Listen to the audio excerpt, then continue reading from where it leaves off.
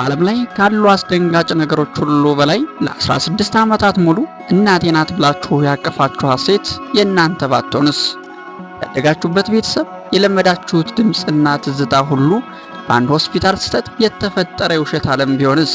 ዛሬ የምናየው ታሪክ በሁሉም ፍጹም ተቃራኒ በሆኑ ቤተሰቦች ውስጥ ስላደጉና አንድ ቀን እውነቱ ሲገለጥ ሕይወታቸው ስለተናጋው ናዲያና አባ ነው። ታሪኩ የሚጀምረው ከ16 ዓመት በፊት በአንድ ሆስፒታል ውስጥ በነበረው ከፍተኛ ውጥረት ነው። በወሊድ ክፍል ውስጥ የተፈጠረው ኮድ ብሉ ድንገተኛ ሁኔታ ነርሶች ግራ እንዲያጋቡ አደረጋቸው። በዚህ መሃል ሳይታሰብ የሁለት ጨቅላ ሕፃናት መለያ ታግ ይደበላለቃል። አንደኛው ሐሳብ ወደ ሀብታምና ስርዓት ወዳዱ የሞኖሮ ቤተሰብ ስትሄድ፣ ሁለተኛዋ ደግሞ ወደ ደማቅና ጫጫታ ወዳዱ የካርተር ቤተሰብ ትሄዳለች። ናዲያ በካርተር ቤተሰብ ውስጥ የምትኖር ዝምተኛ፣ መጽሐፍ ማንበብ የምትወድና ሰላም የምትፈልግ ልጅ ናት። ቤተሰቦቿ ወይም ካርተሮች ግን በጣም ጫጫታ የሚወዱ፣ ጠዋት በዘፈን የሚነቁና ሁልጊዜ በቤታቸው ግርግር የማይለይ ናቸው። ናዲያ በዚህ ቤተሰብ ውስጥ ብቸኛ እንደሆነችም ይሰማታል። ለምን እንደነሱ አልሆንኩም? ለምን ሰላም አይሰጡኝም? የሚሉ ጥያቄ ሁልጊዜ በአእምሮዋ ይመላለሳል። በሌላ በኩል አባ በሞኖሮ ቤተሰብ ውስጥ የምትኖር ንቁ፣ ስዕል መሳልና ግራፊክ ኖቭሎችን መጻፍ የምትወድ ልጅ ናት። ወላጆቿ ቪክቶርና ዴቪድ ግን ለስራ ትኩረት የሚሰጡ በጣም የተረጋጉና ስሜታቸውን የማይገልጹ ናቸው። አባ የምትሰራቸውን የጥበብ ስራዎች ትርፍ ጊዜ ማሳለፊያ ብቻ ተደርገው ሲታዩባት፣ እሷ ግን ስሜቷን የሚጋራ ስራዋን የሚያደንቅላት ቤተሰብ ትመኛለች። ይህ በእንዲህ እንዳለ አንድ ቀን የሆስፒታሉ ባለስልጣናት ሁለቱ ቤተሰቦችን ለድንገተኛ ስብሰባ ይጠሯቸዋል። እውነቱ ሲነገራቸው ዓለማቸው ተገለባበጠ። ናዲያና አባ በልደታቸው ቀን ተቀያይረዋል የሚል ዜና እንደ መብረቅ ወረደባቸው።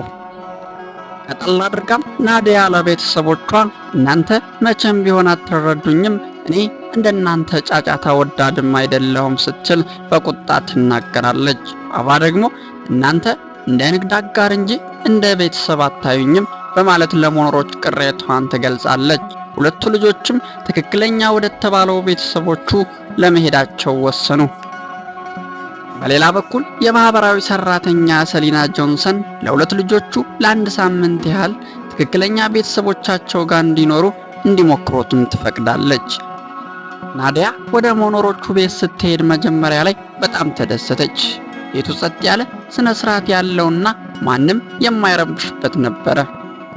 በሌላ በኩል አባ ወደ ካርተሮች ቤት ስትሄድ ደግሞ በጭብጨባና በደስታ ተቀበሏት። የምትስላቸው ስዕሎችን ሁሉ ድንቅ ነው እያሉ ያሞካሿት ጀመረ። ነገር ግን ቀን ቀንን እየወለደ ቀናት እያለፉ ሲሄዱ ነገሮች መለወጥ ጀመሩ። ናዲያ በሞኖሮች ቤት ውስጥ መገለል ተሰማት። ወላጆቿ ወይም ሞኖሮቹ በስራ ተጠምደው ለስኬቷ እውቅናም አይሰጧትም።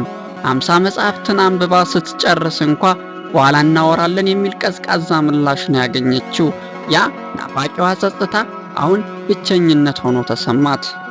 አባ በበኩሏ በካርተሮች ቤት ውስጥ መጀመሪያ ላይ ቢመቻትም በኋላ ግን ድካም ተሰማት። ካርተሮች ሁሉንም ስራዋን ጥሩ ነው ይሏታል እንጂ እንድታድግና ጠንካራ እንድትሆንም አይገፋፏትም። ሁሉንም ነገር ጥሩ ነው ካሉ መቼ ነው የምሻሻለው የሚል ጥያቄም ፈጠረባት በአእምሮዋ። ደግሞም የሞኖሮችን ጥብቅነትና እንድትበረታታ የሚያደርጉበትን መንገድም ናፈቀች። በሌላ ጎን ሁለቱ ልጆች በሚስጥር ተገናኝተው ተወያዩ። ናዲያ የካርተር ቤተሰብ ወይም ያሳደጓት እናት እሷን እያሰቡ ሲያለቅሱ ማየቷ አባ ነገረቻት። አባ ደግሞ የሞኖሮ ቤተሰብ ወይም ያሳደጓት ወላጆች እሷን የግራፊክ ኖቨል ደጋግመው እያዩ እንደሚናፍቋትም ሰማች። በመጨረሻ ፍርድ ቤት በሚቆሙበት ወቅት ሁሉም ባለስልጣናት ልጆቹ ተቀያይረው እንዲቀጥሉ ወስነዋል ብለው ሲጠብቁ ናዲያና አባ ድንገተኛ ንግግርም አደረጉ። ናዲያ እንዲህ አለች፣ ይህ ጸጥ ያለ ቤት የፈለግኩት መስሎኝ ነበረ። ነገር ግን እዚህ ቤት ውስጥ ማንም አያየኝም። እናንተ ካርተሮች በጫጫታችሁና በጥያቄያችሁ ስታውኩኝ የነበረው ስለምትረዱኝ ሳይሆን ስለምትወዱኝና እንዳለሁ እንዳውቅ ስለፈለጋችሁ እንደሆነ አሁን ገባኝ። አባም በዳኞችና በባለስልጣናቶች ፊት እንዲህ አለች፣ ሁሉም ነገር ጥሩ ነው የሚለኝ ቤተሰብ ፈልጌ ነበር። ግን አሁን የገባኝ ነገር ቢኖር እኔ እንድሻሻል የሚገፋፋኝና ጠንካራ እንደሆነ የሚፈልጉ ወላጆች ወይም መኖሮቹ እንደሚያስፈልጉኝ ነው። በመጨረሻም ደም ከውሃ እንደሚበልጥ ሁሉ አብሮ ማደግና ፍቅር ደግሞ ከደም እንደሚበልጥ ታሪኩ ያስተምረናል። ናዲያና አባ ወደ አሳደጓቸው ቤተሰቦችም ተመለሱ። ታርታሮችና ሞኖሮችም አንድ ትልቅ ቤተሰብ ለመሆን ወሰኑ። ቤተሰብ ማለት በደም ብቻ የሚገናኝ ሳይሆን ማንነታችንን የሚቀበል፣ ለእድገታችን የሚጨነቅና በከፋን ጊዜ ከጎናችን የሚቆም ነው።